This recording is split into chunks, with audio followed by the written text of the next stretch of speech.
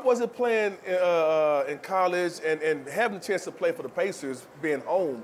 Like, how dope was that? It was a crazy run. It was like Purdue's home, so I was like 3 hours from the house, and we're a Big Ten, so it was 14,123 every single game sold out. We won 2 Big Ten championships my freshman, sophomore year. What year did you come out? 98, same as you. No, I'm saying after what season? I'm saying like after. I was 4 years. 4 years? Yeah. That's pretty good. Well, you playing that Purdue system. Like now that I'm out there, like watching Zach Edey this year, like I pumped him up. Like starting his junior year, he finally did like a counter move. Yeah. And then he just showed this toughness. I was like, oh, he good. And I was talking with David Adelman after the Kings game. I'm like, man, Edey's going to be all right because the big guy's coming by with Joker's MVP. So you got to have people that can match up with him.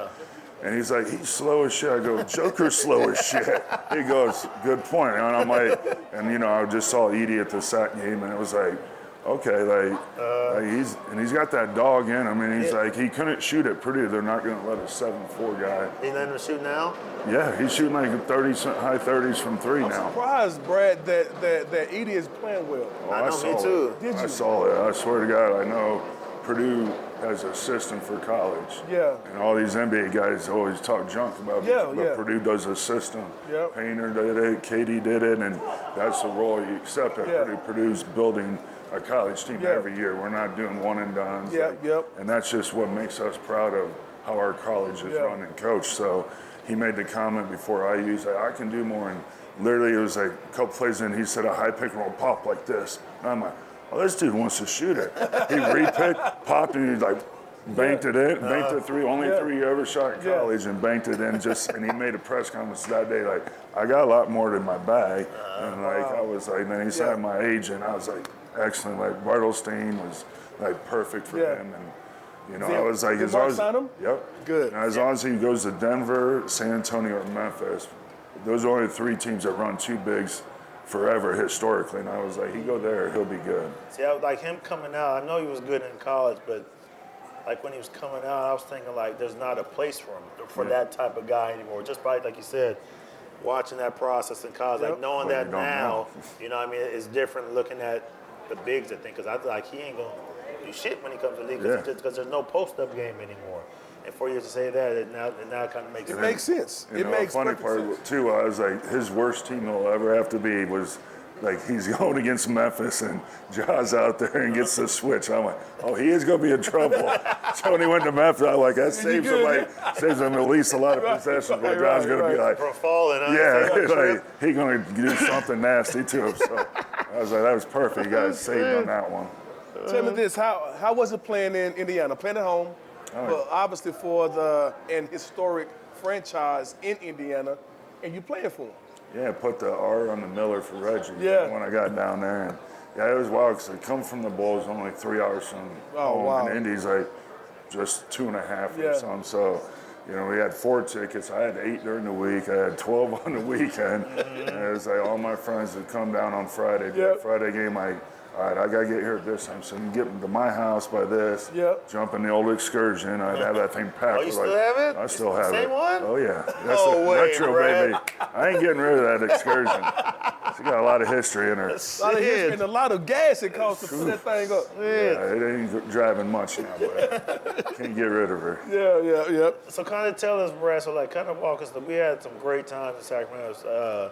Off the court, obviously, but kind of walk us through like, you getting traded to Sacramento and your mind process, your thought process of, playing there, trying to fit in, how it was going to go for you, how it went.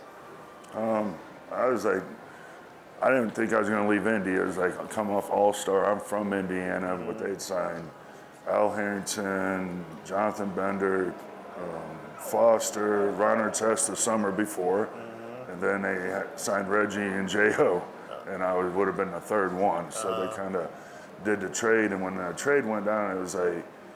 And who was the trade for? Pollard and then Hito. Okay. So kind of the one big, and me and Pollard are interchanged forever now because he lives in Indianapolis. I stayed in Sac. I started growing my hair, wear swaggy golf pants, and instead of being this plain Indiana guy, I was like, got out in Cali and started putting some color in my life and matching shoes and hats a lot more and all that. So we kind of got traded. You came to that fucking appearance and like, Brad, what the fuck are you wearing?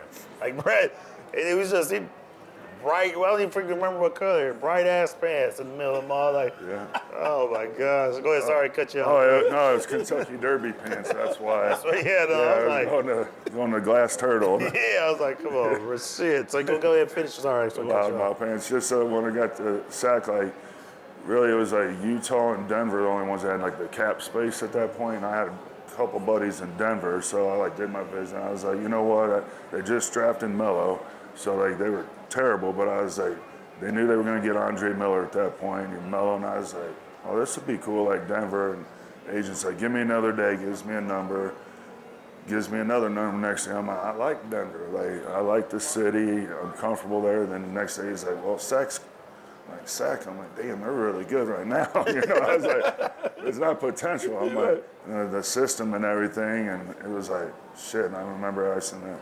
You know, I was thinking California. I'm like, what the heck am I going to do from Indiana, you know? But Sac's like the perfect place for me in California. I mean, SoCal, I would not survive. Like, I would have died down there. They give you little hunting spaces. Yeah, I need something else. So. Yeah, NorCal, we got ducks, obviously.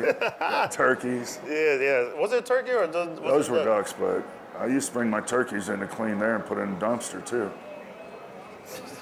Oh, I brought the pig head. You don't remember that? What? The first year we played, and it was right after New Year's. We were going on a road trip, and I went pig hunting when my buddies came out, and I didn't have anywhere to throw the pig head, so I literally put it in the dumpster at the Pretzels facility. I told you, dude, he's out there. And, well, like, because really trash day, I missed it, so it was gonna have to be like 7 days.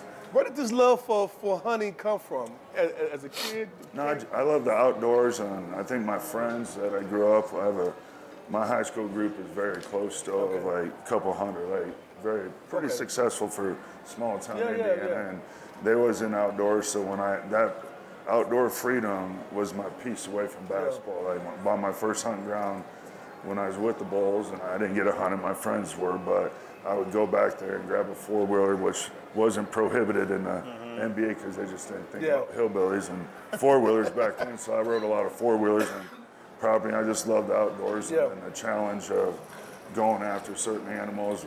There's calmness to it. Like I could go sit in a blind by myself and shut the phone off or whatever. Or, listen to the outdoor noises. Just experience it, like from the madness of New York City, jumping on planes and doing all this. It was like, it's just a zen, peaceful. I've actually heard that from fishermen as well, the calm and peaceness. And for me, I'm from Dallas, and a lot of my friends fish, but it's boring to me. Sitting there waiting, but that's the calmness and peace that you're referring to. I can do it, like I don't need to go killing, I'll go hunting, but if I go fishing, I better go catching. Gotcha. That's what I say, I'm bored with fishing. I got a fishbowl company, but when I grew up like catching bluegill, so it was easy. You can catch those all the time. They get in going all day trying to catch one bass. I'm like, for sure.